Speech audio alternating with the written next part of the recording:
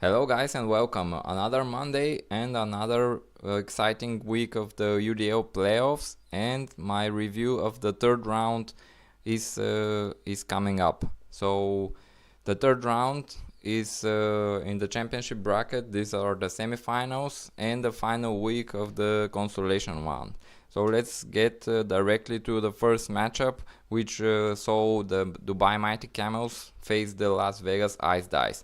As you can see, the Mighty Camels came on top in this one, and it was really another close game, which was decided mostly by the final day.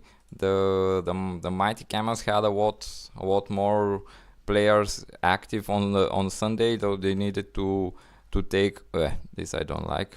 I would take the highlighter. Yes, they needed to take over the goals category, and a tie was enough because they held the other tiebreakers, which are goalie points and points by defensemen. But they managed to grab a lead of 3 points and even snatch the hits category.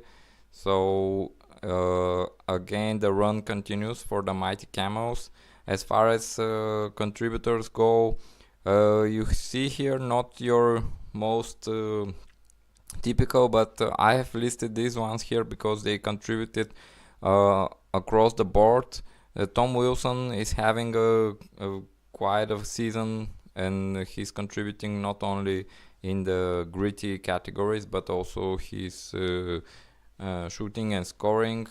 Darnell Nurse and Hampus Lidholm, they had also good weeks. Apart from these three guys, for the Mighty Camels, also Scheifele, Pasternak, Couturier, Patrick Kane, Brian Little, and Corey Perry, all of them contributed at a point per game pace. So really a very good offensive week for the Dubai team. The goalie stats you see not really impressive by either team, although the ratios by Ice Dice are quite good. The Ice Dice didn't muster enough offense to really be more strong in this game. You see Panarin, he really was driving the bus for the Ice Dice, but not a lot of support as the offense dries out quickly after him. And as far as the goaltenders, you see the tandem of Quick and Ward with two wins each. Not really good ratio stats for Ward, but still enough for the Mighty Camels to get respectable stats. Although the Ice actually managed to win those. As you can see, the daily results, it was pretty tight. The Ice Dice had a lead, but then the Mighty Camels fought back, and it was pretty balanced throughout the final day, when the Mighty Camels had like, I don't know, 13-4 in terms of games played on the final day. So really quite a lot. And this was done by the Mighty Camels with zero or close to zero contribution from Jack Eichel, who returned from injury, but unfortunately for him was still playing on the awful Buffalo Sabres squad, so he really was not able to overcome his teammates, coaches. I don't know who is the guilty party there. Anyway, the Mighty Camels progress to their and keep their perfect record in the playoffs. So they are now 7-0 in both playoff appearances. So let's see if they can keep their streak going, and they will face the Odessa Jackalopes and Max's team, who managed to win another close game against Andrew and the Kansas City Scouts with 8-6. What I want to highlight here before we go into the individual players, and to see that the game was pretty much in the balance until a big Thursday by the J-Wolves, and this is the stat line for the Thursday only. You see 14 games against 13, so there's not a lot of difference, but what a stat line for the J-Wolves. You see across the board pretty dominating performance, a shutout by Grubauer, so really that's why I wanted to add this one here and to track the day-by-day scores, because really a strong performance on a single day could be very hard to fight back from. And the scouts, they fought back, as you can see. They each day they were closer, but they ran out of time, and at the end were going to the third place match instead of the final. And on as far as individual performances here, pretty usual suspects for the scouts: Draisaitl, Johansson, and Blake Weaver. Also, Nico Hischier was quite good, but what maybe could have turned the things around was that Torrey Krug missed a couple of games during the week and couldn't contribute it a bit more for the scouts in the points by defenseman category, which really could have made this even closer. And for the J-Wolves, you see a great performance by Kyle Connor, who with 4 goals and 2 assists, shots on goal, plenty of shots on goal, and the Islanders duo of Lee and Tavares also very good. Of course, other contributors that figure regularly were solid as well, as Oliver Ekman-Larsson and Trocheck, of course, with Vanek and Turris also chipping in.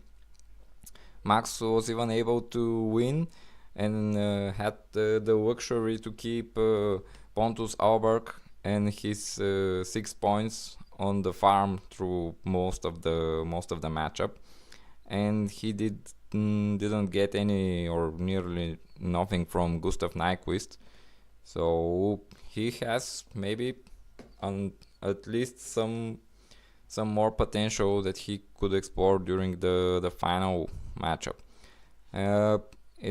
The goalies on the goalies front, the Grubauer was again the top dog for the J-Wolves, and Rene, he managed to deliver a shutout at the beginning of the week, but then had 2 games with a total of 8 goals allowed, so he really didn't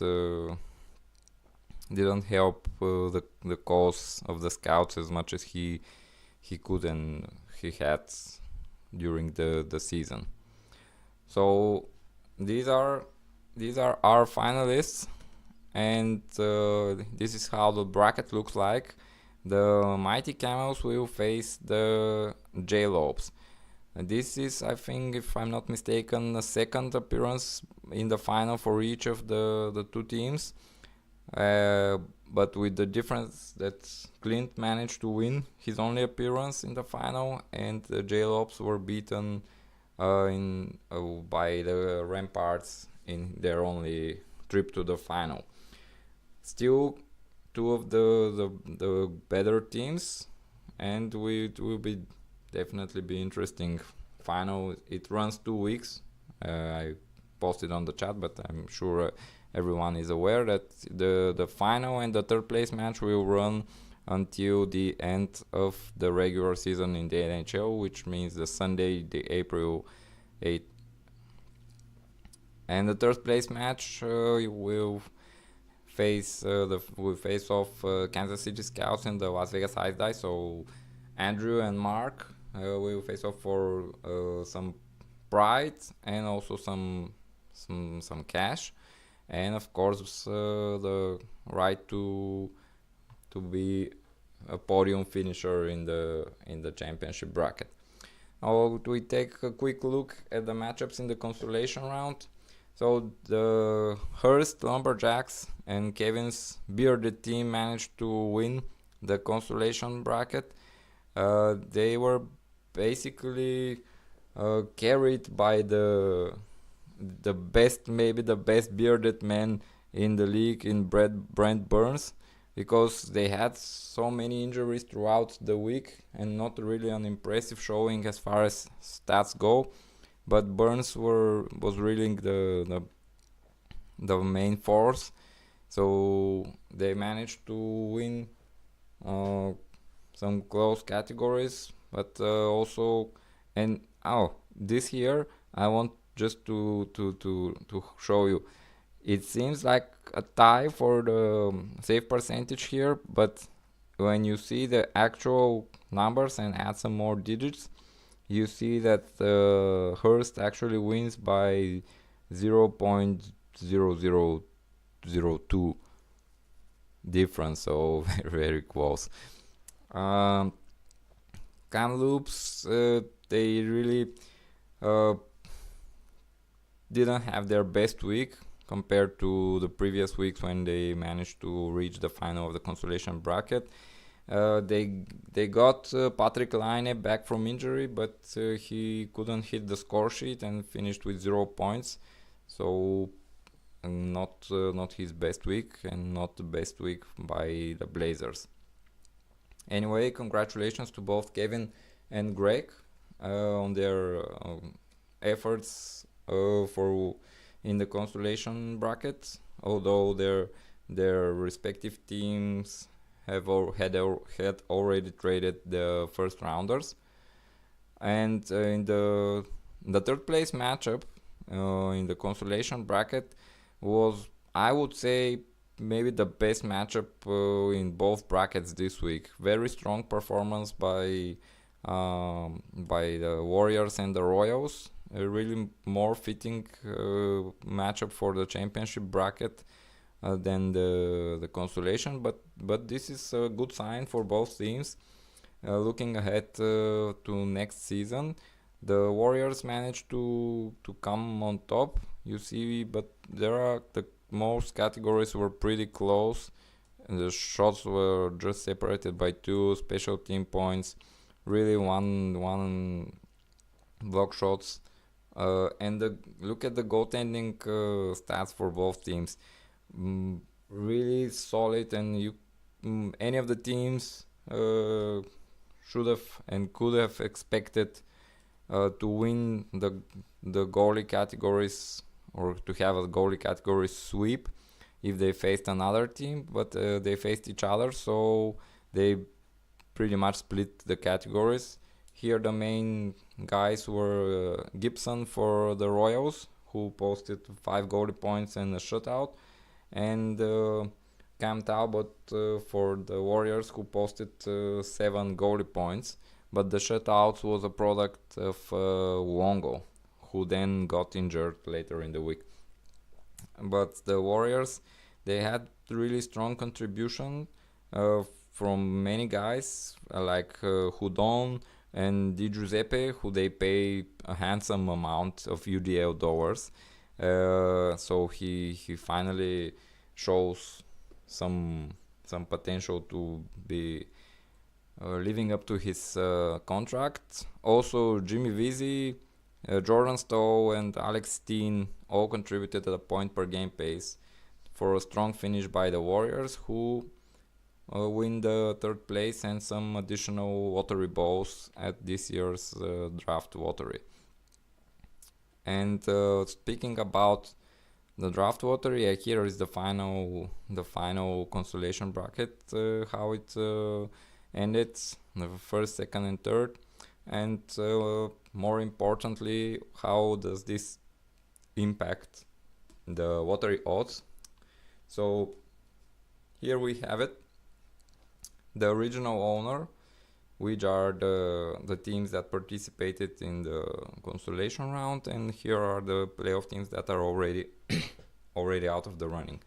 The top 4 teams are not included here on the list, and you can see the number of lottery balls and the odds for the first overall team. and the current owner of the pick. So you see that the Ghosts and Ramparts, and followed by the Warriors with their pick, their own pick, are the top single picks. But what is more important, or what I want to add here, is that because the Ghosts have a number of first round picks, also Wolfsburg has 2 picks, and Sparta has also 2 picks. So these are the top 4 teams that for with the total odds of all their picks. So the Ghosts currently sit at close to 28% chance for first overall with all their 6 picks, with the last still not being determined, so this could go a bit higher even. So the next are the Wolfsburg team with 11.75%. Then come the Sparta Warriors with 2 picks and 8.25, and with a single pick the Ramparts at fourth with 8.25. Oh, the Warriors here and the Ghosts, they have still a pick who is in play in the top 4. So these percentages could move a bit and move a bit up, because I've put here the lowest possible finish for them. So this is how it looks like, but we'll get to the draft lottery a bit later. So for the moment, let's focus on the most important thing of the season, championship game. And good luck to Clint and Max and their teams. Also good luck for the third place match, and Andrew and Mark. Thanks again, and see you soon.